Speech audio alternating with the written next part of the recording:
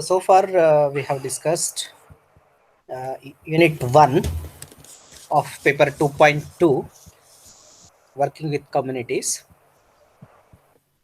in which we have tried to understand the in-depth concepts related to what is community, then types of community, characteristics of community, and then we also attempt to understand what is community organization as a method of social work, then definitions, functions, and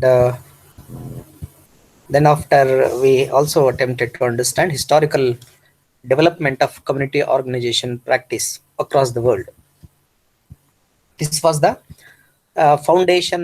These were the foundation concepts important for understanding this method, community organization, or working with the communities.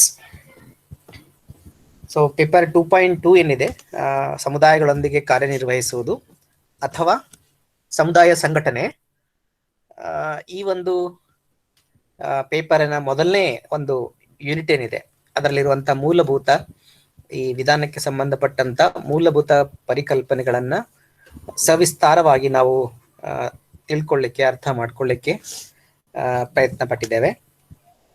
ಅದರಲ್ಲಿ ಮುಖ್ಯವಾಗಿ ಸಮುದಾಯದ ಪರಿಕಲ್ಪನೆ ಹಾಗೂ ಸಮುದಾಯದ ಪ್ರಕಾರಗಳು, ಸಮುದಾಯಗಳ ಕಾರ್ಯಗಳು, ಲಕ್ಷಣಗಳು, ಆಮೇಲೆ ಸಮುದಾಯ ಸಂಘಟನೆಯ ಒಂದು ಅರ್ಥ ಮತ್ತು ವ್ಯಾಖ್ಯೆ, ಸಮುದಾಯ ಸಂಘಟನೆಯ ಕಾರ್ಯಗಳು, ಮತ್ತೆ ಐತಿಹಾಸಿಕ ಅದರ ಬೆಳವಣಿಗೆ ಮುಂತಾದ ವಿಷಯಗಳನ್ನು ತಿಳ್ಕೊಳ್ಳಿಕ್ಕೆ ಪ್ರಯತ್ನ ಪಟ್ಟಿದ್ದೇವೆ. ಸೊ ಈ ಮೊದಲನೇ ಯೂನಿಟ್ ಅಲ್ಲಿ ನಾವು ಸಮುದಾಯ ಸಂಘಟನೆಯ ಒಟ್ಟಾರೆ ಒಂದು ಪರಿಕಲ್ಪನೆಯನ್ನ ತಿಳ್ಕೊಳ್ಳಿಕ್ಕೆ ಪ್ರಯತ್ನ ಮಾಡಿದ್ದೇವೆ. ಸಮುದಾಯ ಸಂಘಟಕರಾಗಬೇಕಾದಂಥವರಿಗೆ ಅಗತ್ಯವಾದಂಥ ಇನ್ನೊಂದು ಪ್ರಮುಖ ಪರಿಕಲ್ಪನೆಯ ಕುರಿತು ನಾವು ಈ ಎರಡನೇ ಯೂನಿಟ್ ಅಲ್ಲಿ ತಿಳ್ಕೊಳ್ಳಿಕ್ಕೆ ಪ್ರಯತ್ನಿಸಬೇಕಾಗುತ್ತೆ.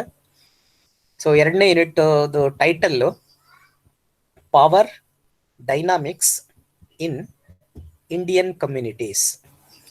ಸೊ ಎರಡನೆಯ ಪೇಪರ್ 2.2 ಸಮುದಾಯ ಸಂಘಟನೆ ಅಥವಾ ಸಮುದಾಯಗಳೊಂದಿಗೆ ಕಾರ್ಯನಿರ್ವಹಿಸುವ ಪೇಪರ್ ಅಲ್ಲಿ, ಪತ್ರಿಕೆಯಲ್ಲಿ ಎರಡನೇ ಒಂದು ಘಟಕದ ಶೀರ್ಷಿಕೆ ಈ ತರ ಇದೆ, power dynamics in Indian communities.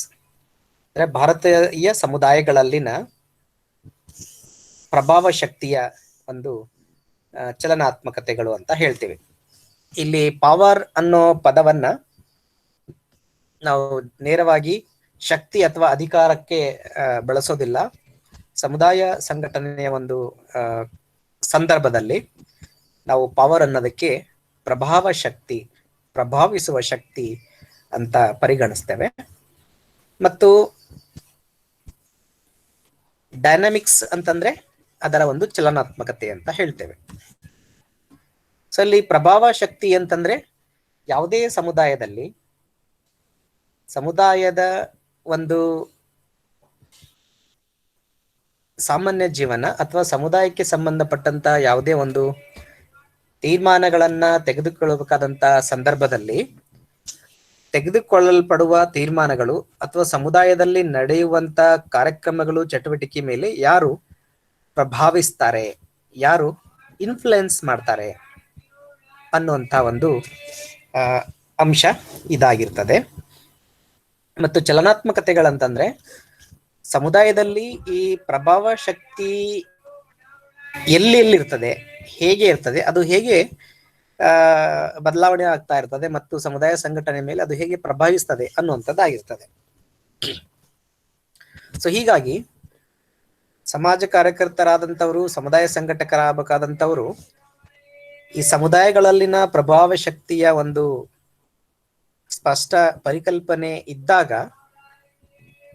ಅವುಗಳನ್ನ ಛೇದಿಸುವ ಅಥವಾ ಅವುಗಳನ್ನು ನಿರ್ವಹಿಸುವಲ್ಲಿ ಅವರ ನಿಲುವು ಹೇಗೆ ಇರಬೇಕು ಅನ್ನೋದ ಕುರಿತು ಅವರಿಗೆ, ಸಮುದಾಯ ಸಂಘಟಕರಿಗೆ ತಿಳ್ಕೊಳ್ಳಿಕ್ಕೆ ಇದು ಸಹಾಯವಾಗ್ತದೆ. So So let us begin with the concept of community power.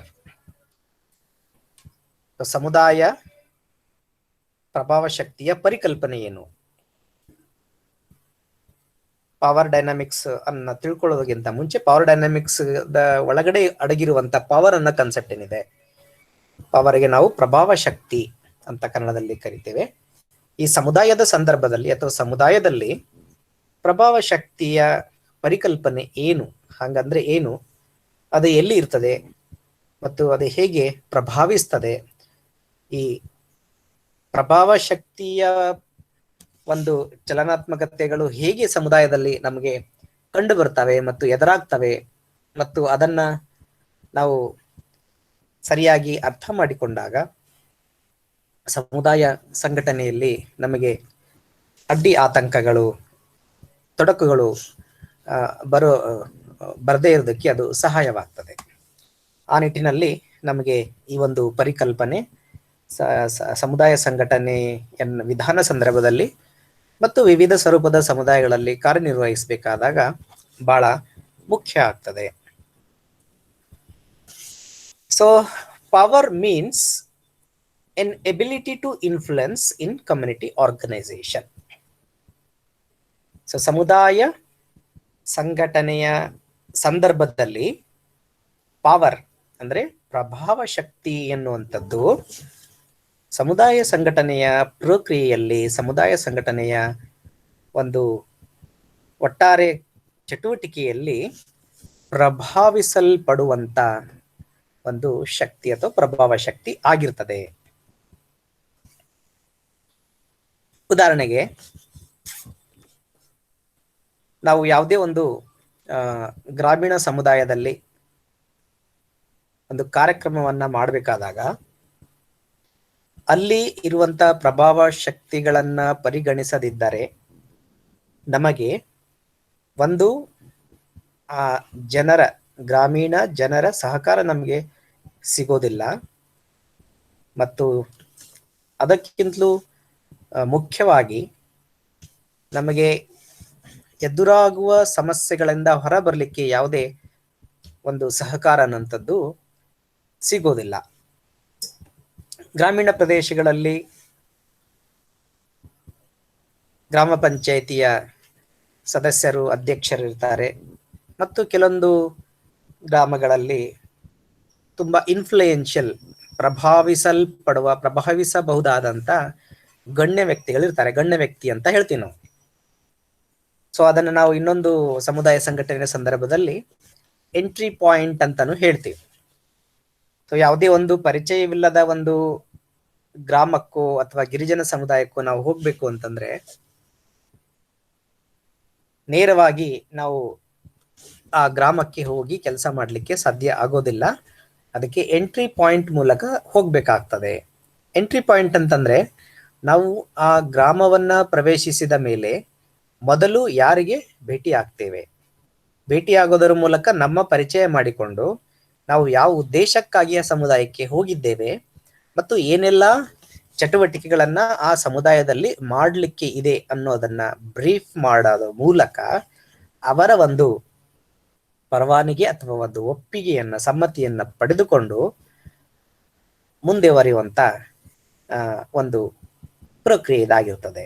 So ಇದನ್ನ ನಾವು ಎಂಟ್ರಿ ಪಾಯಿಂಟ್ ಅಂತ ಹೇಳ್ತೀವಿ. ಸಾಮಾನ್ಯವಾಗಿ ಯಾವುದೇ ಒಂದು ಗ್ರಾಮಕ್ಕೆ ಹೋಗ್ಬೇಕಾದ್ರೆ ಗ್ರಾಮ ಪಂಚಾಯತಿ ಮೂಲಕ ಅಥವಾ ಶಾಲೆಯ ಮುಖ್ಯೋಪಾಧ್ಯಾಯರು ಅಥವಾ ಶಿಕ್ಷಕರ ಮೂಲಕ ಅಥವಾ ಯಾವುದೇ ಒಂದು ಸ್ಥಳೀಯ ಗ್ರಾಮದ ನಾಯಕರ ಮೂಲಕ ಅಥವಾ ಅಂಗನವಾಡಿ ಕೇಂದ್ರದ ಮೂಲಕ ಅಥವಾ ಆರೋಗ್ಯ ಕೇಂದ್ರದ ಮೂಲಕ ಅಥವಾ ಇನ್ಯಾವುದೇ ಒಂದು ಪ್ರಭಾವಿ ಶಕ್ತಿ ಅಥವಾ ಪ್ರಭಾವಿಸಬಹುದಾದಂತ ವ್ಯಕ್ತಿ ಅಥವಾ ಸಂಘ ಅಥವಾ ಸಂಸ್ಥೆಯ ಮೂಲಕ ನಾವು ಗ್ರಾಮವನ್ನ ಪ್ರವೇಶಿಸ್ತೇವೆ ಅಥವಾ ಯಾವುದೇ ಒಂದು ಸಮುದಾಯವನ್ನ ಪ್ರವೇಶಿಸ್ತೇವೆ. ಸೊ ಆ ನಿಟ್ಟಿನಲ್ಲಿ ಪವರ್ ಇನ್ ಕಮ್ಯುನಿಟಿ ಅಂತಂದ್ರೆ ಸಮುದಾಯದಲ್ಲಿ ಪ್ರಭಾವ ಶಕ್ತಿ. ಸಮುದಾಯದಲ್ಲಿನ ಪ್ರಭಾವ ಶಕ್ತಿ ಅಂತಂದ್ರೆ ನಾವು ಮಾಡುವ ಚಟುವಟಿಕೆ ಅಥವಾ ತೆಗೆದುಕೊಳ್ಳುವ ತೀರ್ಮಾನಗಳ ಮೇಲೆ ಪ್ರಭಾವಿಸುವ ಅಥವಾ ಸಮುದಾಯದಲ್ಲಿನ ಜನರ ಮೇಲೆ ಪ್ರಭಾವಿಸುವಂತ ಒಂದು ಶಕ್ತಿ. ಸಮುದಾಯದಲ್ಲಿನ ಜನರ ಮೇಲೆ ಪ್ರಭಾವಿಸುವ ಶಕ್ತಿ ಅಂತಂದ್ರೆ ಸಮುದಾಯದ ಜನರು ಆ ವ್ಯಕ್ತಿ ಅಥವಾ ಆ ಒಂದು ಸಂಘ ಅಥವಾ ಸಂಸ್ಥೆಯ ಒಂದು ಮಾತನ್ನ ಕೇಳುವಂಥದ್ದು. ಅವ್ರು ಹೇಳಿದ್ರೆ ಅವ್ರು ಹೇಳಿರೋ ಮಾತನ್ನ ಯಾರು ಕೂಡ ದಾಟುವುದಿಲ್ಲ ಎನ್ನುವ ಒಂದು ಸಂದರ್ಭ ಏರ್ಪಡುವಂಥದ್ದು. ಅದಕ್ಕೆ ನಾವು ಪ್ರಭಾವ ಶಕ್ತಿ ಅಂತ ಹೇಳ್ತೇವೆ. ಎಷ್ಟೋ ಸಮುದಾಯಗಳಲ್ಲಿ ಕೆಲವೊಬ್ರು ಧರ್ಮಗುರುಗಳು ಇರ್ತಾರೆ. ಉದಾಹರಣೆಗೆ ಈ ಕೊಪ್ಪಳ ಜಿಲ್ಲೆಯಲ್ಲಿ ಗವಿಸಿದ್ದೇಶ್ವರ ಮಠದ ಸ್ವಾಮಿಗಳಿದ್ದಾರೆ. ಅವ್ರು ಏನಾದ್ರೂ ಅಲ್ಲಿ ಒಂದು ಮಾತನ್ನ ಹೇಳಿದ್ರೆ ಯಾರು ಅವ್ರ ಮಾತನ್ನ ಮೀರೋದಿಲ್ಲ. ಅಂತಹ ವ್ಯಕ್ತಿಯನ್ನ ನಾವು ಪ್ರಭಾವ ಶಕ್ತಿಯ ಒಂದು ಮೂಲ ಅಂತ ಕೂಡ ಕರಿತೇವೆ. ಅಥವಾ ಯಾವುದೋ ಒಬ್ಬ ರಾಜಕೀಯ ನಾಯಕ, ಅವನು ಹೇಳಿರೋ ಮಾತು ಯಾರು ಕೂಡ ಮೀರ್ತಾ ಇರೋದಿಲ್ಲ. ಅಥವಾ ಯಾವುದೇ ಒಂದು ಗ್ರಾಮದಲ್ಲಿರುವಂತ ಒಬ್ಬ ಹಿರಿಯ ಅಜ್ಜ, ಅವನು ತುಂಬಾ ತಿಳ್ಕೊಂಡವನಾಗಿದ್ರೆ, ನಾಲೆಜಬಲ್ ಆಗಿದ್ರೆ, ಅವ್ರು ಹೇಳಿರೋ ಇದನ್ನ ಯಾರು ಮೀರ್ತಾ ಇರೋದಿಲ್ಲ ಮಾತುಗಳನ್ನ. ಸೊ ಅದನ್ನ ನಾವು ಪ್ರಭಾವ ಶಕ್ತಿ ಅಂತ ಕರಿತೇವೆ. Social power is generally defined as the capacity to control the actions of others. So ಪ್ರಭಾವ ಶಕ್ತಿಯ ಪರಿಕಲ್ಪನೆಯ ಸಂದರ್ಭದಲ್ಲಿ ಇಲ್ಲಿ ಇನ್ನೊಂದು ಇಂಪಾರ್ಟೆಂಟ್ ಪಾಯಿಂಟ್ ಏನಂತಂದ್ರೆ ಸೋಷಿಯಲ್ ಪವರ್. ಸೋಷಿಯಲ್ ಪವರ್ ಅಂದ್ರೆ ಸಮಾಜದಲ್ಲಿನ ಒಂದು ಪ್ರಭಾವ ಶಕ್ತಿ ಅಥವಾ ಸಮುದಾಯಗಳನ್ನ ಪ್ರಭಾವ ಶಕ್ತಿ. ಸಮಾಜ ಅನ್ನೋಂಥದ್ದು ಸಮುದಾಯಗಳೆಲ್ಲ ಸೇರಿ, ಗ್ರಾಮೀಣ, ನಗರ ಮತ್ತು ಗಿರಿಜನ ಎಲ್ಲವೂ ಸೇರಿ ಒಂದು ಸಮಾಜ, ಮಾನವ ಸಮಾಜ ಅನ್ನೋಂಥದ್ದು ನಾವು ನೋಡ್ತೇವೆ, ಅಥವಾ ಒಂದು ದೇಶ ಅನ್ನೋಂಥದ್ದು ನೋಡ್ತೇವೆ. ಸೊ ಆ ಸಂದರ್ಭದಲ್ಲಿ ಸಾಮಾಜಿಕ ಪ್ರಭಾವ ಶಕ್ತಿ ಅಥವಾ ಸಮುದಾಯಿಕ ಪ್ರಭಾವ ಶಕ್ತಿ ಅನ್ನುವಂಥದ್ದು ಏನು ಅಂತಂದ್ರೆ capacity to control the action of others. ಸಮುದಾಯದಲ್ಲಿನ ಬೇರೆ ಜನ ಏನನ್ನ ಮಾಡಬೇಕು ಅಥವಾ ಏನನ್ನ ಮಾಡ್ತಾರೆ ಅದರ ಮೇಲೆ ನಿಯಂತ್ರಣ ಹೊಂದುವ ಸಾಮರ್ಥ್ಯವನ್ನ ಪ್ರಭಾವ ಶಕ್ತಿ ಅಂತ ಹೇಳುವಂಥದ್ದು. ಉದಾಹರಣೆಗೆ ಯಾವುದೇ ಒಂದು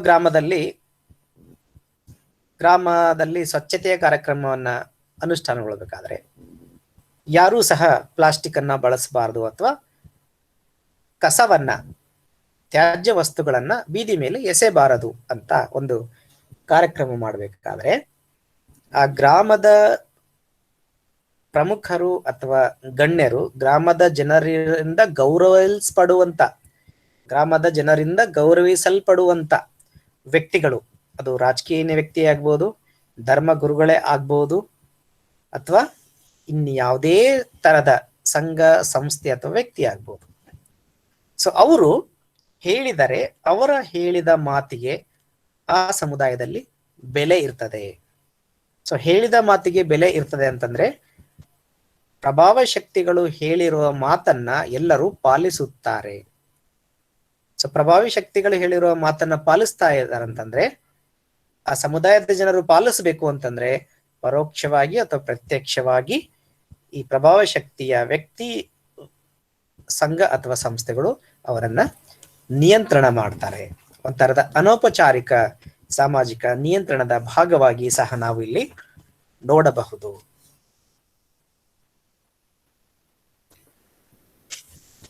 Success of any community action largely depends on the extent of involvement of community power structures.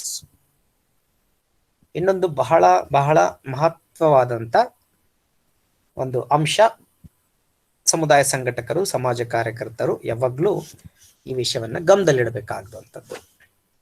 So ಯಾವುದೇ ಒಂದು ಸಮುದಾಯ ಸಂಘಟನೆಯ ಚಟುವಟಿಕೆ, ಕಾರ್ಯಕ್ರಮ ಅಥವಾ ಕ್ರಿಯೆ ಯಶಸ್ಸು ಆಗಬೇಕು ಅಂತಂದ್ರೆ ಆ ಕಾರ್ಯಕ್ರಮ ಅಥವಾ ಸಮುದಾಯ ಸಂಘಟನೆಯ ಪ್ರಕ್ರಿಯೆಯಲ್ಲಿ ನಿರ್ದಿಷ್ಟ ಸಮುದಾಯದ ಪ್ರಭಾವಿ ಶಕ್ತಿಗಳನ್ನೊಳಗೊಂಡಾಗ ಮಾತ್ರ ಅದು ಸಾಧ್ಯ.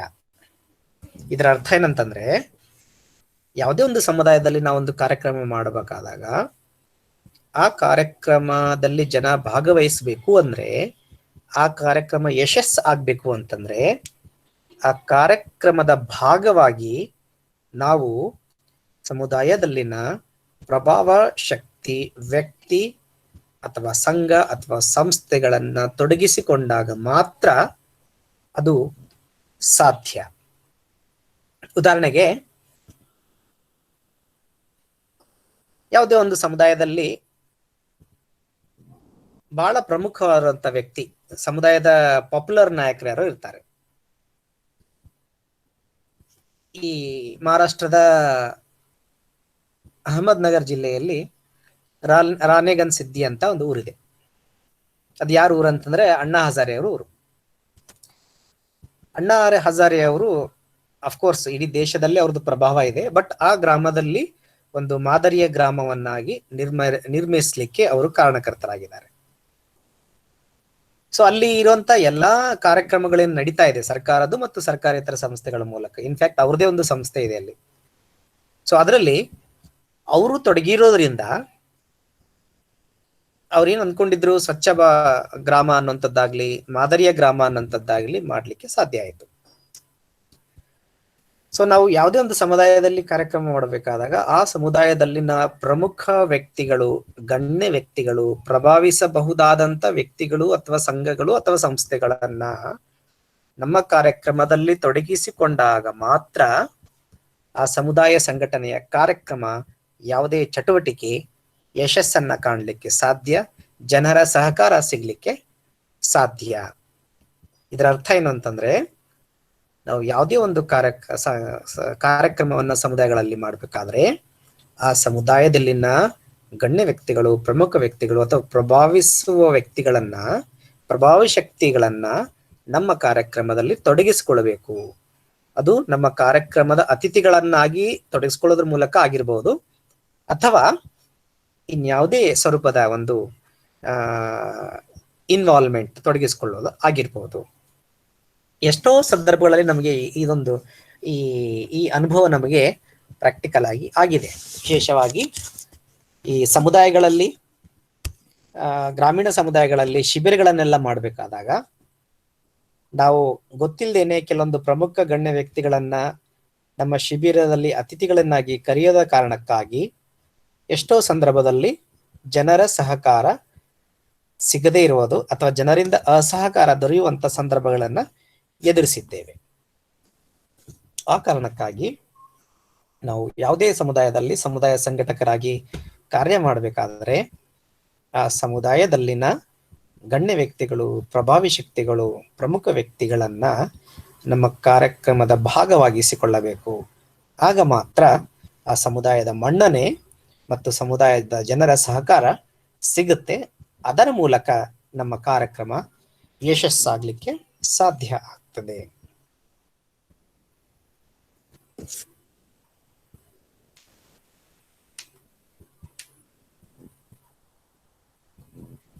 ಪ್ರಭಾವಿ ಶಕ್ತಿಯ ಪರಿಕಲ್ಪನೆಗೆ ಸಂಬಂಧಿಸಿದಂತ ಇನ್ನೊಂದು ಅಂಶ, ವ್ಯಕ್ತಿ ಅಥವಾ ಸಂಘ ಅಥವಾ ಸಂಸ್ಥೆಗಳು ಪವರ್ ಅನ್ನ ಎಂಜಾಯ್ ಮಾಡ್ತಾರೆ. ಯಾಕಂದ್ರೆ ಅವ್ರಿಗಿರುವಂತ ಒಂದು ಅಧಿಕಾರದ ಒಂದು ಕಾರಣಕ್ಕಾಗಿ. ಪ್ರತಿಯೊಂದು ಸಮುದಾಯದಲ್ಲಿ ಒಂದು ಅಧಿಕಾರಿ ವರ್ಗ ಅಥವಾ ಅಧಿಕಾರದ ವ್ಯವಸ್ಥೆಯನ್ನು ನಾವು ನೋಡ್ತೇವೆ.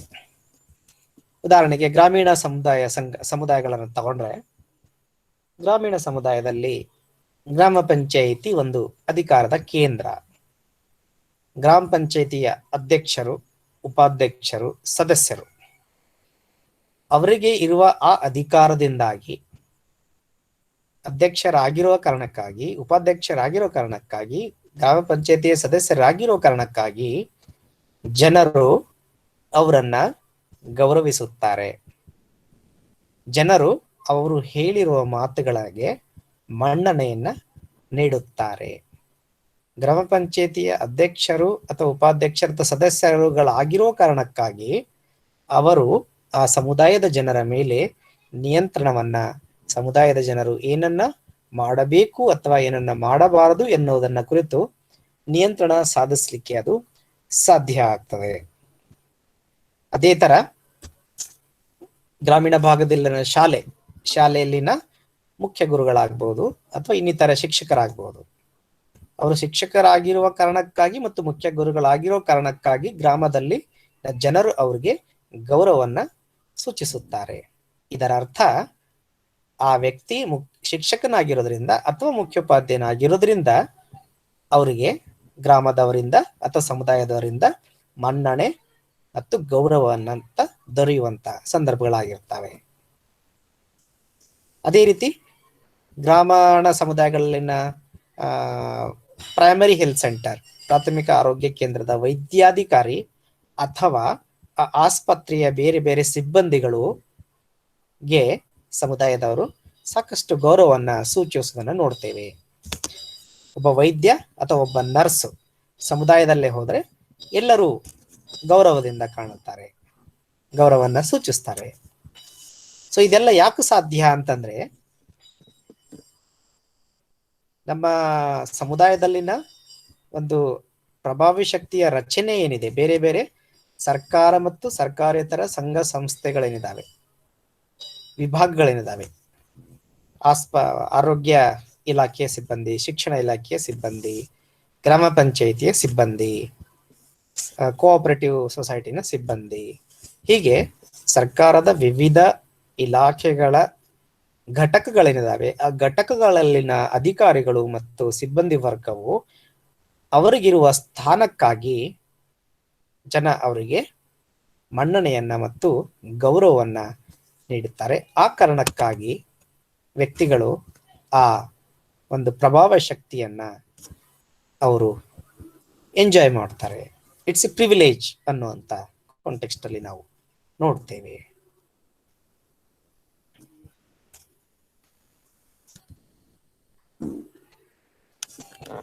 ಈ 4ನೆಯ ಪಾಯಿಂಟಿನ ಇನ್ನೊಂದು ರೀತಿಯಲ್ಲಿ ಎಕ್ಸ್ಪ್ಲನೇಷನ್ ಮಾಡಲಿಕ್ಕೆ 5ನೇ ಪಾಯಿಂಟ್ ಆಗಿರುವಂತದ್ದು, persons with potential power are those holding formal positions in the community. ಸಮುದಾಯದಲ್ಲಿ ಔಪಚಾರಿಕ ಸ್ಥಾನಗಳನ್ನ ಹೊಂದಿರುವಂತಹ ವ್ಯಕ್ತಿಗಳು ಈ ಪ್ರಭಾವ ಶಕ್ತಿಯನ್ನ ಹೊಂದಿರ್ತಾರೆ. ಸೊ ಈಗಾಗಲೇ ನಾವು ಚರ್ಚಿಸಿದ ಹಾಗೆ ಸಮುದಾಯಗಳಲ್ಲಿ ಸರ್ಕಾರಿ ಮತ್ತು ಸರ್ಕಾರೇತರ ಸಂಸ್ಥೆಗಳ ಒಂದು ಅಧಿಕಾರಿಗಳನ್ನ ನೋಡ್ತೇವೆ. ಸೊ ಆಸ್ಪತ್ರೆಯಲ್ಲಿನ ವೈದ್ಯಾಧಿಕಾರಿ, ಗ್ರಾಮ ಪಂಚಾಯಿತಿಯ ಅಧ್ಯಕ್ಷರು, ಶಾಲೆಯ ಮುಖ್ಯೋಪಾಧ್ಯಾಯರು,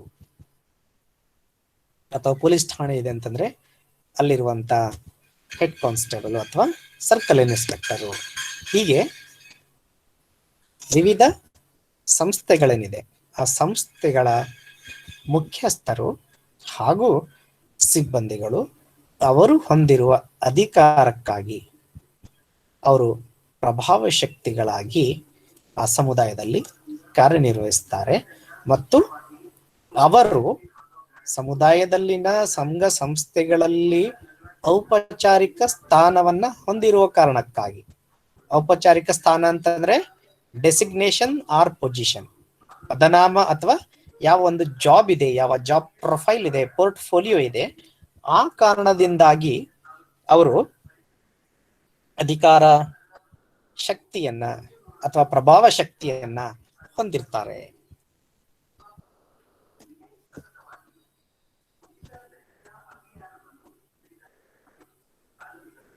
ಸಮುದಾಯದ ಪರಿಕಲ್ಪನೆ ಇನ್ನೊಂದು ಅಂಶ ಏನಂದ್ರೆ, there are persons, they will not having any positions or authority, but they enjoy power because of their reputation.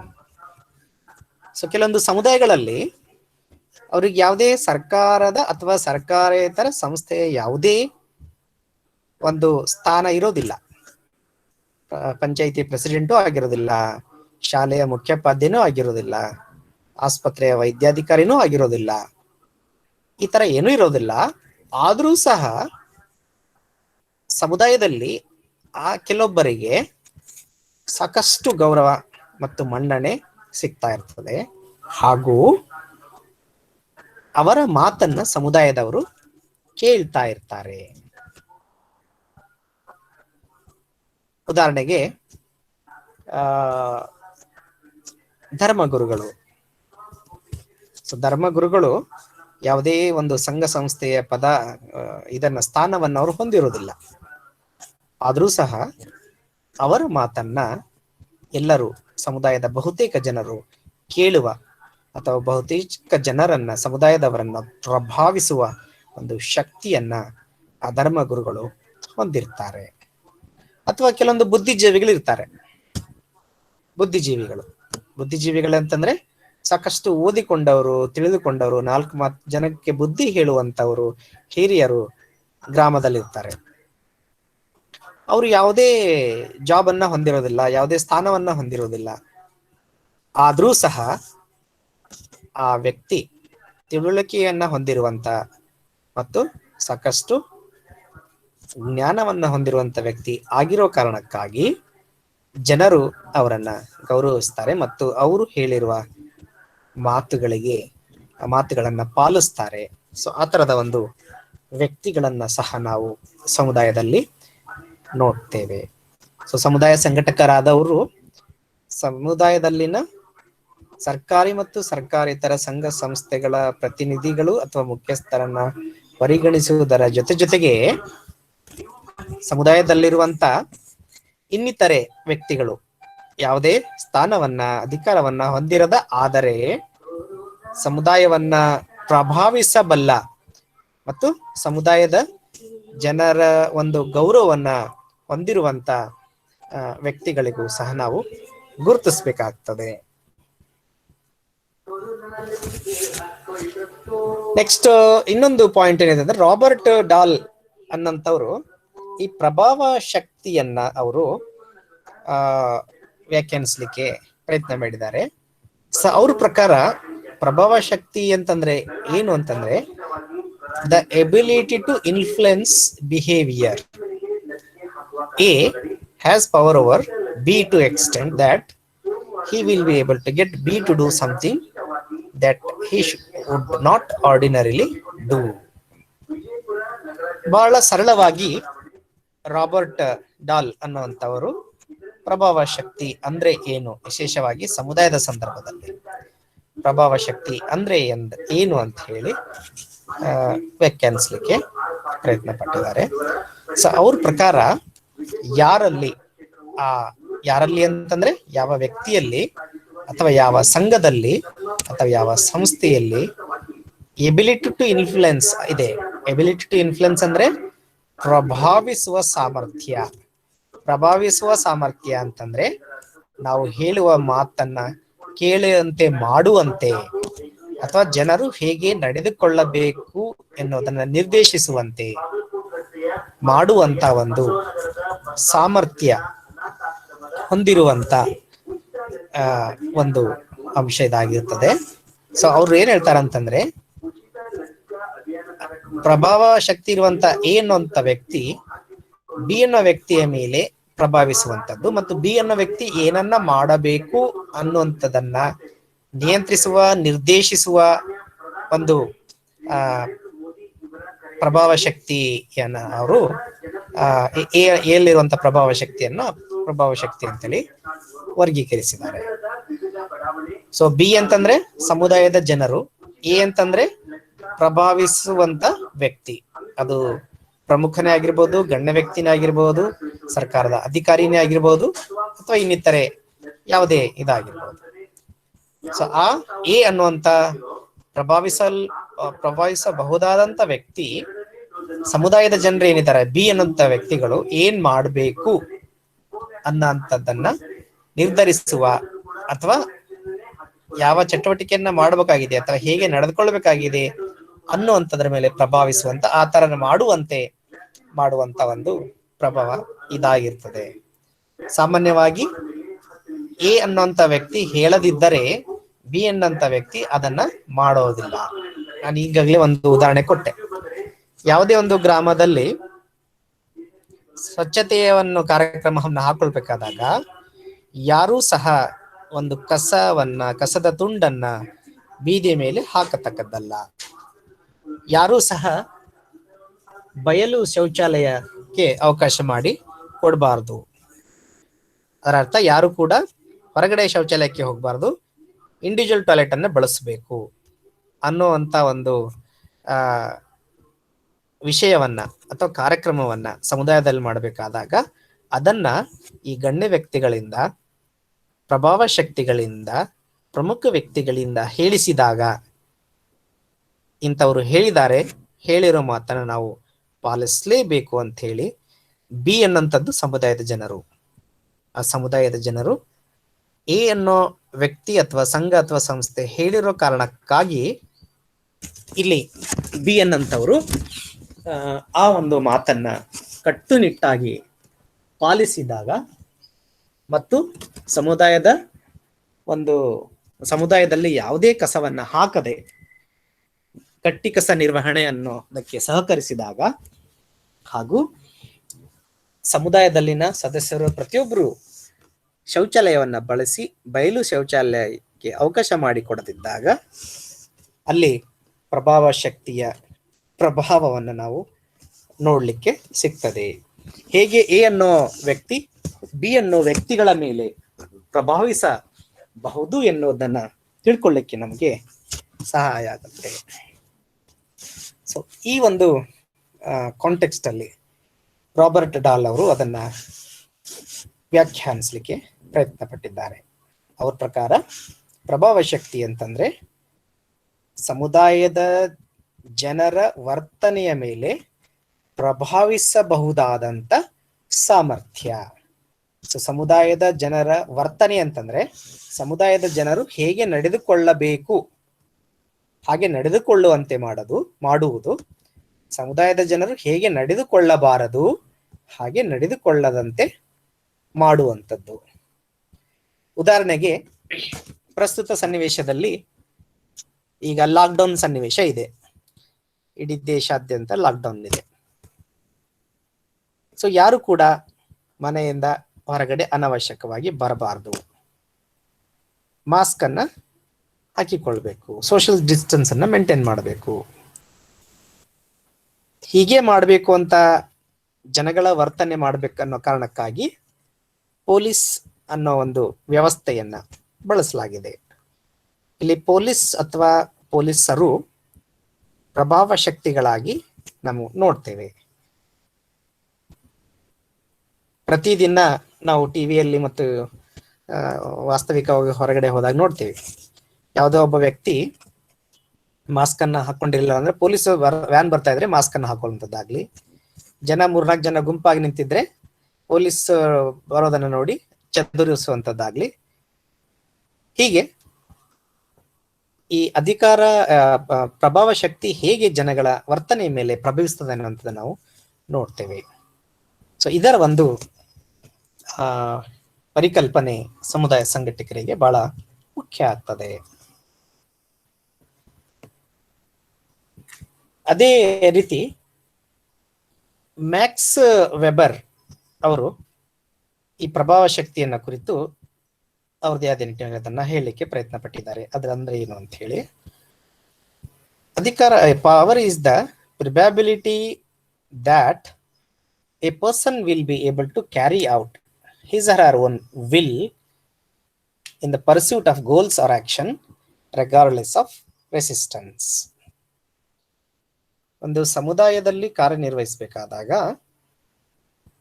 ದೀರ್ಘಕಾಲೀನ ದೀರ್ಘಕಾಲದವರೆಗೆ ಕಾರ್ಯಕ್ರಮಗಳನ್ನ ಸಮುದಾಯ ಸಂಘಟಕ ಹಾಕಬೇಕಾಗುತ್ತೆ. ಸೊ ಆ ನಿಟ್ಟಿನಲ್ಲಿ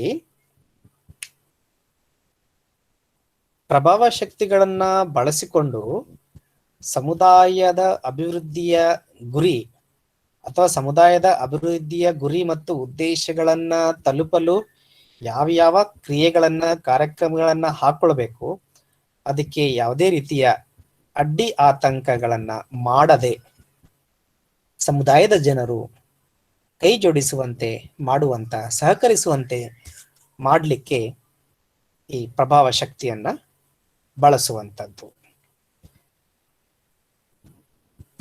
ಮ್ಯಾಕ್ಸ್ ವೆಬರ್ ಅವರ ಪ್ರಕಾರ ಪ್ರಭಾವ ಶಕ್ತಿ ಅಂತಂದ್ರೆ ಸಮುದಾಯದ ಒಂದು ಗುರಿ ಉದ್ದೇಶಗಳನ್ನ ಈಡೇರಿಸುವ ನಿಟ್ಟಿನಲ್ಲಿ ಜನರು ಅದಕ್ಕೆ ಸ್ಪಂದನೆ ನೀಡುವಂತೆ ಮತ್ತು ಅದರ ವಿರುದ್ಧವಾಗಿ ನಡೆದುಕೊಳ್ಳುವಂತೆ ನೋಡುವಂತ ಅಥವಾ ಪ್ರಭಾವಿಸುವಂತ ಒಂದು ಶಕ್ತಿ ಅಂತ ಅವರು ಹೇಳಿದ್ದಾರೆ. ಮಿಲ್ಸ್ ಅನ್ನೋರು ಪವರ್ ಸ್ಟ್ರಕ್ಚರ್ ಬಗ್ಗೆ ಹೇಳಲಿಕ್ಕೆ ಪ್ರಯತ್ನ ಪಟ್ಟಿದ್ದಾರೆ. ಸೊ ಪವರ್ ಅನ್ನೋ term is generally used in social sciences. ಪ್ರಭಾವ ಶಕ್ತಿ ಅನ್ನೋ ಒಂದು ಪದವನ್ನ ಸಾಮಾನ್ಯವಾಗಿ ನಾವು ಸಮಾಜ ವಿಜ್ಞಾನಗಳಲ್ಲಿ, ರಾಜ್ಯಶಾಸ್ತ್ರ, ಸಮಾಜಶಾಸ್ತ್ರ, ಅರ್ಥಶಾಸ್ತ್ರ, ಸಮಾಜ ಕಾರ್ಯ ಹಾಗೂ ಇನ್ನಿತರೆ ಸಮಾಜ ವಿಜ್ಞಾನ, ಇತಿಹಾಸ, ಸಮಾಜ ವಿಜ್ಞಾನಗಳಲ್ಲಿ ನಾವು ಈ ತರದ ಒಂದು ಪದವನ್ನ ಬಳಸೋದನ್ನ ನೋಡ್ತೇವೆ ಅಂತ ಹೇಳಿ ಮಿಲ್ಸ್ ಅವರು ಹೇಳಿದ್ದಾರೆ. And has to do with whatever decisions men make about the arrangements under which they live. So ಸಮಾಜದಲ್ಲಿ ಅಥವಾ ಸಮುದಾಯದಲ್ಲಿನ ಜನರು ಯಾವ ಸಂದರ್ಭದಲ್ಲಿ ಬದುಕ್ತಾ ಇದ್ದಾರೆ ಅದಕ್ಕೆ ಸಂಬಂಧಪಟ್ಟಂತ ಕೆಲವೊಂದು ತೀರ್ಮಾನಗಳನ್ನ ತೆಗೆದುಕೊಳ್ಳುವಂತೆ ಮಾಡುವಂತಹ ಒಂದು ಪ್ರಭಾವ ಶಕ್ತಿ ಇದಾಗಿರ್ತದೆ. ಉದಾಹರಣೆಗೆ ಗ್ರಾಮೀಣ ಸಮುದಾಯದಲ್ಲಿನ ಜನರು ತಮ್ಮ ಗ್ರಾಮದ ಅಭಿವೃದ್ಧಿಗಾಗಿ ಏನನ್ನ ಮಾಡಬೇಕು, ಏನೆಲ್ಲ ತೀರ್ಮಾನ ತೆಗೆದುಕೊಳ್ಳಬೇಕು ಅನ್ನುವಂಥದ್ದಾಗಿರ್ಬೋದು. About the events which make up the history of their period. ಅಂದ್ರೆ ನಿರ್ದಿಷ್ಟ ಒಂದು ಅವಧಿಯಲ್ಲಿ ಅಥವಾ ಸಂದರ್ಭದಲ್ಲಿ ಏನೆಲ್ಲ ಬದಲಾವಣೆಯನ್ನು ತರಲಿಕ್ಕೆ ಪ್ರಯತ್ನಿಸ್ತಾರ ಅಂತ ಹೇಳಿ. ಸೊ ಮುಖ್ಯವಾಗಿ ಇಲ್ಲಿ ತೀರ್ಮಾನ ತೆಗೆದುಕೊಳ್ಳುವಂಥದ್ದು ಪ್ರಭಾವ ಶಕ್ತಿಗೆ ಮಿಲ್ಸ್ ಅವರು ಅದರ ಅಸೋಸಿಯೇಷನ್ ಅನ್ನ, ಸಂಬಂಧವನ್ನ ವಿಶ್ಲೇಷಿಸಲಿಕ್ಕೆ ಈ ಒಂದು ವ್ಯಾಖ್ಯಾನದಲ್ಲಿ ಪ್ರಯತ್ನ ಪಟ್ಟಿದ್ದಾರೆ. ಮಿಲ್ಸ್ ರವರ ಪ್ರಕಾರ ಪ್ರಭಾವ ಶಕ್ತಿ ಅನ್ನುವಂಥದ್ದು ಸಮುದಾಯ ಸಂಘಟನೆಗೆ, ಸಮುದಾಯಕ್ಕೆ ಸಂಬಂಧಿಸಿದ ತೀರ್ಮಾನಗಳನ್ನು ತೆಗೆದುಕೊಳ್ಳುವಿಕೆ, ಆ ತೀರ್ಮಾನ ತೆಗೆದುಕೊಳ್ಳುವಿಕೆಯಲ್ಲಿ ಜನರ ಸಹಭಾಗಿಸುವಿಕೆ, ಜನರ ಸಹಮತಿ ತೋರುವಿಕೆ ಅನ್ನುವಂತ ಒಂದು ಅಂಶವನ್ನ ಕುರಿತು ಅಲ್ಲಿ ಹೇಳಲಿಕ್ಕೆ ಪ್ರಯತ್ನ ಪಟ್ಟಿದ್ದಾರೆ.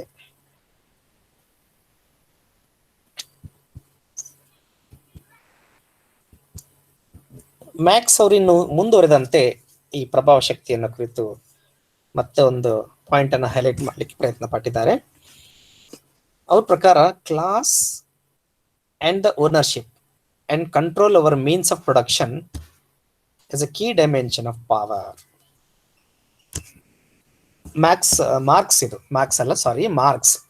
ಮಾರ್ಕ್ಸ್ ಅಂದ್ರೆ ಕಾರ್ಲ್ ಮಾರ್ಕ್ಸ್. ನಿಮ್ಗೆಲ್ಲಾನು ಗೊತ್ತಿರೋ ಹಾಗೆ ಕಾರ್ಲ್ ಮಾರ್ಕ್ಸ್ ಅನ್ನುವಂಥವ್ರು ಈ ಇಡೀ ಪ್ರಪಂಚ ಕಂಡಂತ ಬಹಳ ಪ್ರಮುಖ ಅರ್ಥಶಾಸ್ತ್ರಜ್ಞ ಮತ್ತು ಸಮಾಜವಾದಿ ಪರಿಕಲ್ಪನೆಯನ್ನು ಕೊಟ್ಟಂತ ವ್ಯಕ್ತಿ. ಕಾರ್ಲ್ ಮಾರ್ಕ್ಸ್ ರವರ ಪ್ರಕಾರ ಅವರೊಂದು ಪರಿಕಲ್ಪನೆ ಕೊಟ್ಟಿದ್ದಾರೆ. ಏನು ಅಂತಂದ್ರೆ ಕ್ಲಾಸ್ ಅನ್ನೋ ಒಂದು ಪರಿಕಲ್ಪನೆ, ವರ್ಗ ವ್ಯವಸ್ಥೆ ಅಂತ ಕರೀತಾರೆ. ಅಂದ್ರೆ ಮಾನವ ಸಮಾಜದಲ್ಲಿನ ಏರುಪೇರೆಗಳು ಅಥವಾ ಅಸಮತೋಲನೆ ಮತ್ತು ಬೇರೆ ಬೇರೆ ಸಮಸ್ಯೆಗಳನ್ನ ಕಾರಣವನ್ನ ಕಂಡುಕೊಳ್ಳಿಕ್ಕೆ ಅವರು ಅಧ್ಯಯನ ಮಾಡಿದಾಗ ಆವಾಗ ಅವರಿಗೆ ಒಂದು ಮಾನವ ಸಮಾಜದಲ್ಲಿನ ಅಸಮಾನತೆಗಳೇನಿದಾವೆ ಅದಕ್ಕೆ ಒಂದು ವ್ಯವಸ್ಥೆ ಕಾರಣ ಅಂತ ಅವರು ಕಂಡುಕೊಳ್ತಾರೆ. ಮಾನವ ಸಮಾಜದಲ್ಲಿ ಇರುವಂತದ್ದು ಅದೇನು ಅಂದ್ರೆ ವರ್ಗ ವ್ಯವಸ್ಥೆ ಅಂತ ಕರೀತಾರೆ, ಕ್ಲಾಸ್ ಸಿಸ್ಟಮ್. ಸೊ ವರ್ಗ ವ್ಯವಸ್ಥೆ ಅಂತಂದ್ರೆ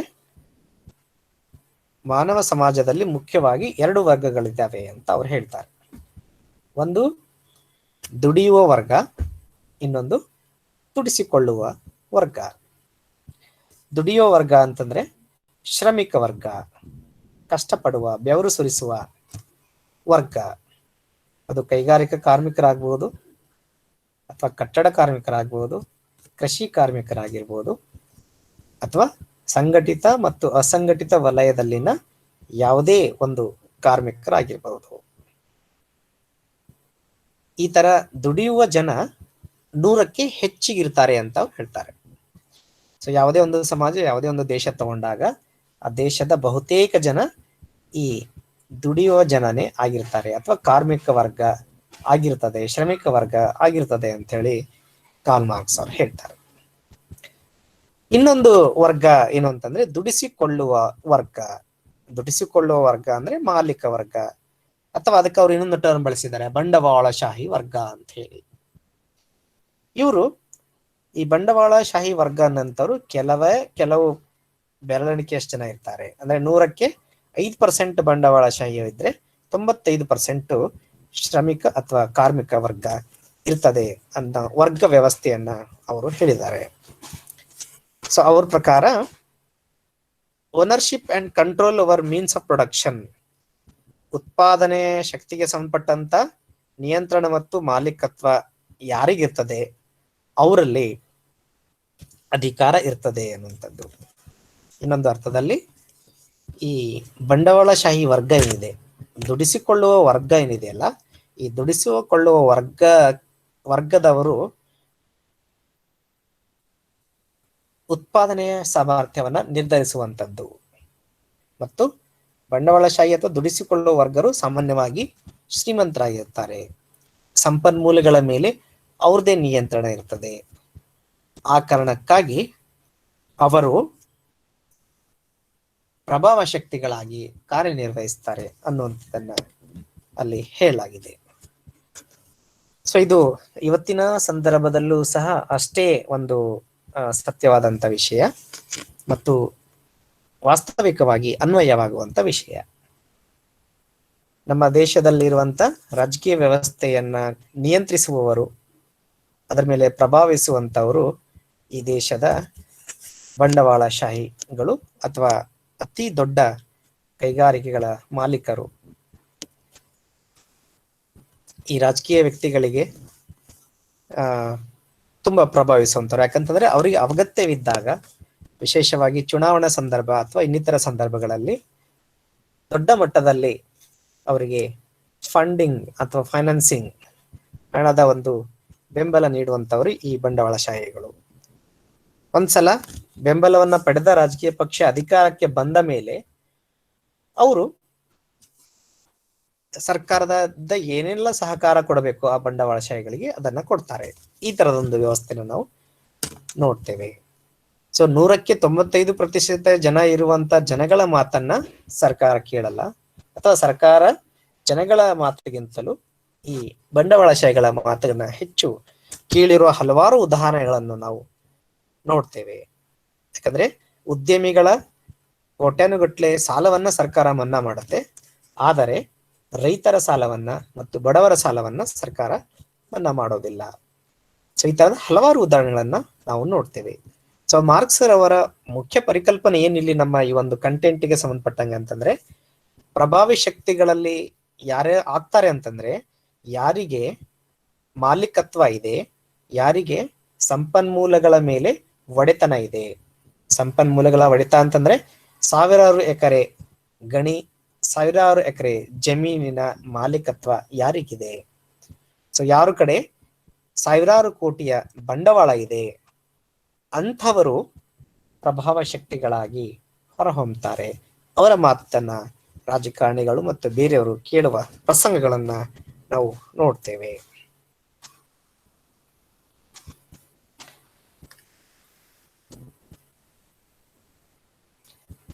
In this analytical frame, different forms of domination have class at their base. So marks ಅವರ ಮುಂದಿನ ಪಾಯಿಂಟ್ ಏನಂತಂದ್ರೆ, ಈ ವರ್ಗ ವ್ಯವಸ್ಥೆಯಲ್ಲಿ ಏನಾಗ್ತದೆ ಅಂತಂದ್ರೆ, ಒಂದು ವರ್ಗ ಇನ್ನೊಂದು ವರ್ಗದ ಮೇಲೆ ಡಾಮಿನೆನ್ಸ್ ಅನ್ನಂಥದ್ದು. ಡಾಮಿನೆನ್ಸ್ ಅಂದ್ರೆ ದಬ್ಬಾಳಿಕೆ ಮಾಡುವಂಥದ್ದನ್ನ ನೋಡ್ತೇವೆ.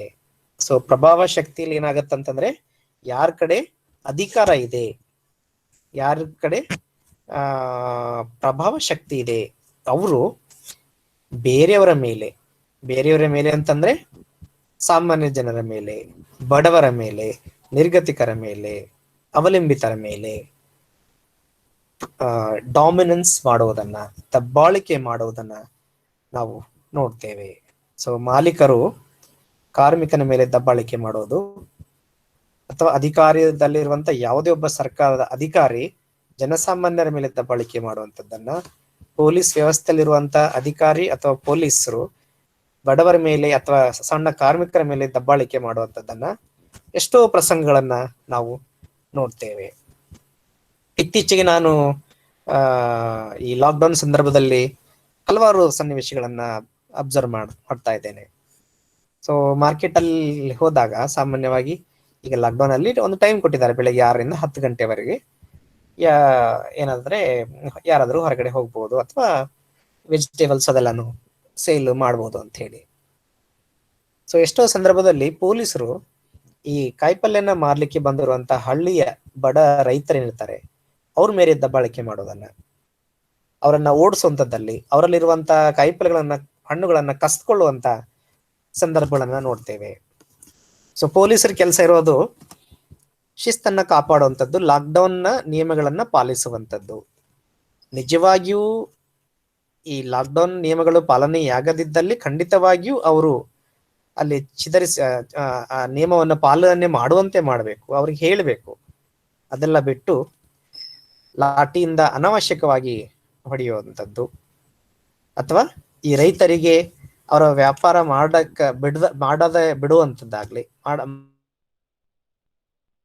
ಆಗ್ಬಹುದು, ಅಥವಾ ಅವ್ರು ತಂದಿರೋ ವಸ್ತುಗಳನ್ನ ಕಸ್ಕೊಂಡು ಹೋಗುವಂಥದ್ದು. ಸೊ ಈ ತರ ಮಾಡುವಂಥದ್ದು ಇದು it is A kind of domination.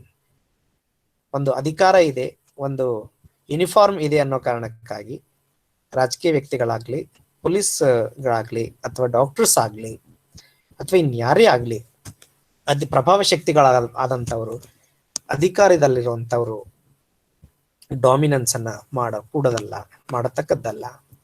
ಆದರೆ ಮಾರ್ಕ್ಸ್ ಅವ್ರು ಹೇಳ್ತಾರೆ, ಎಲ್ಲಿ ಪ್ರಭಾವ ಶಕ್ತಿ ಇರುತ್ತೆ, ಎಲ್ಲಿ ವರ್ಗ ವ್ಯವಸ್ಥೆ ಇರುತ್ತೆ, ಅಲ್ಲಿ ಒಂದು ವರ್ಗ ಇನ್ನೊಂದು ವರ್ಗದ ಮೇಲೆ ದಬ್ಬಾಳಿಕೆಯನ್ನ ಮಾಡುವಂತ ಪ್ರಸಂಗವನ್ನ ಅವರು ಹೇಳ್ತಾರೆ. ಅಂದ್ರೆ ಶ್ರೀಮಂತರು ಬಡವರಿಗೆ, ಮಾಲೀಕರು ಕಾರ್ಮಿಕರಿಗೆ, ಬಂಡವಾಳಶಾಹಿಗಳು ಕಾರ್ಮಿಕರಿಗೆ ದಬ್ಬಾಳಿಕೆಯನ್ನ ಮಾಡುವಂತ ಒಂದು ವರ್ಗ ವ್ಯವಸ್ಥೆ ಲಕ್ಷಣ ಹೊಂದಿರುತ್ತದೆ ಅಂತ ಅವರು ಈ ಅಧಿಕಾರ ಅಥವಾ ಪ್ರಭಾವ ಶಕ್ತಿಯ ಕುರಿತು ವಿವರಿಸಬೇಕಾದಾಗ ಹೇಳ್ತಾರೆ.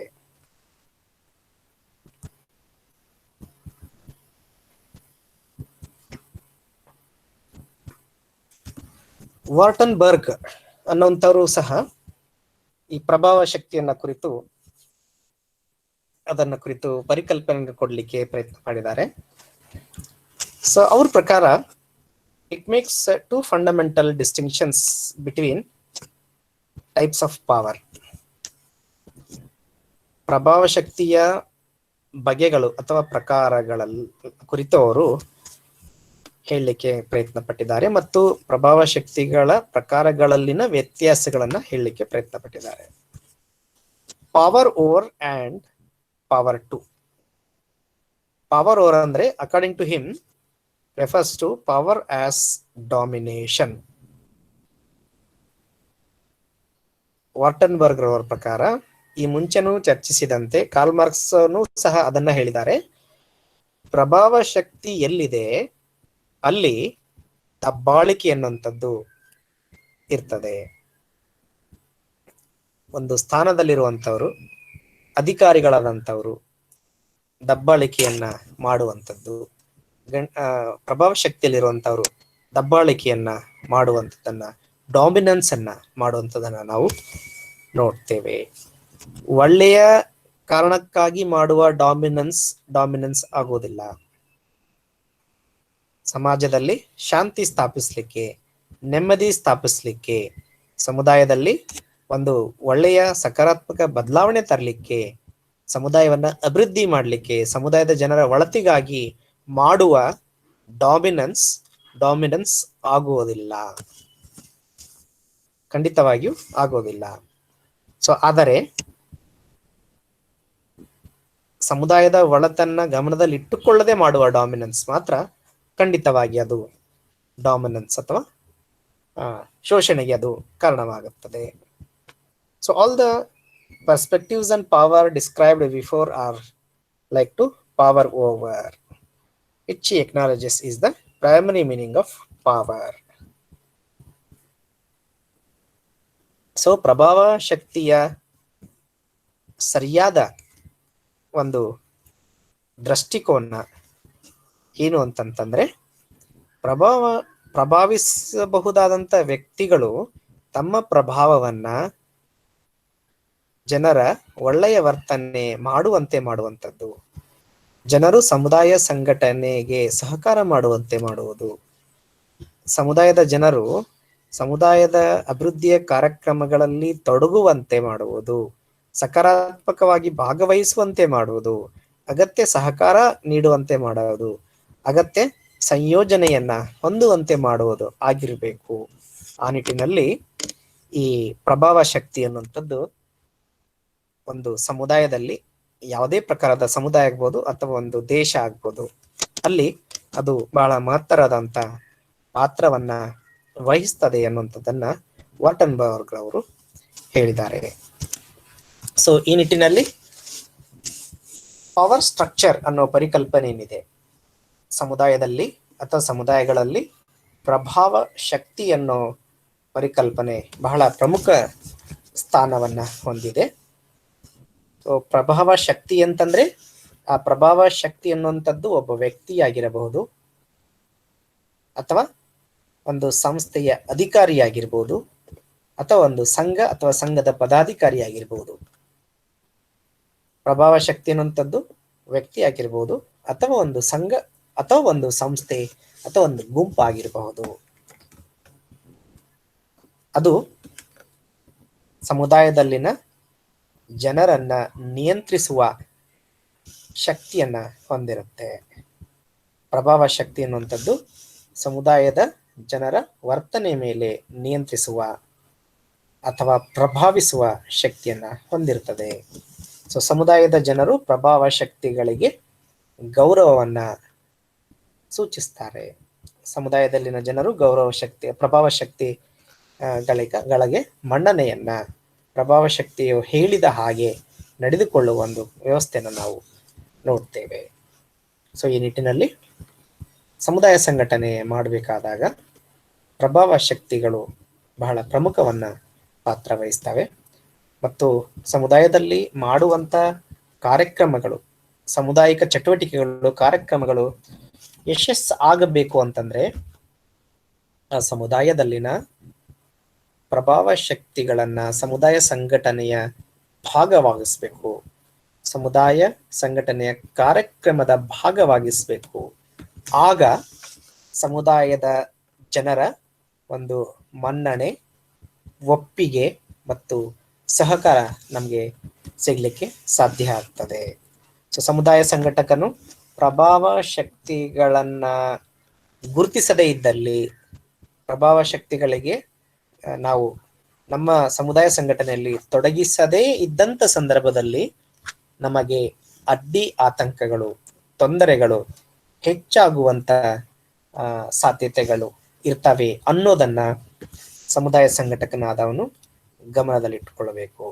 ಸೊ ಸಮುದಾಯದಲ್ಲಿನ ಪ್ರಭಾವ ಶಕ್ತಿ ಎನ್ನುವಂಥದ್ದು ಒಂದು ಸಮಾಜಶಾಸ್ತ್ರೀಯ ಪರಿಕಲ್ಪನೆ. ಇದನ್ನ ಕುರಿತು ಹಲವಾರು ಸಮಾಜಶಾಸ್ತ್ರಜ್ಞರು ಅದನ್ನ ವ್ಯಾಖ್ಯಾನಿಸಲಿಕ್ಕೆ ಪ್ರಯತ್ನ ಪಟ್ಟಿದ್ದಾರೆ. ನಾವು ಇವತ್ತು ರಾಬರ್ಟ್ ಡಾಲ್ ಅವರ ಒಂದು ವ್ಯಾಖ್ಯ ಚರ್ಚಿಸಿದೀವಿ, ಮಿಲ್ಸ್ ಅವರ ವ್ಯಾಖ್ಯೆ ಚರ್ಚಿಸಿದೀವಿ, ಕಾರ್ಲ್ ಮಾರ್ಕ್ಸ್ ಅವರ ವ್ಯಾಖ್ಯಾನವನ್ನ ಚರ್ಚಿಸಿದೀವಿ, ವಾಟನ್ಬರ್ಗ್ ಅವರ ವ್ಯಾಖ್ಯಾನವನ್ನ ಚರ್ಚಿಸಿದೀವಿ.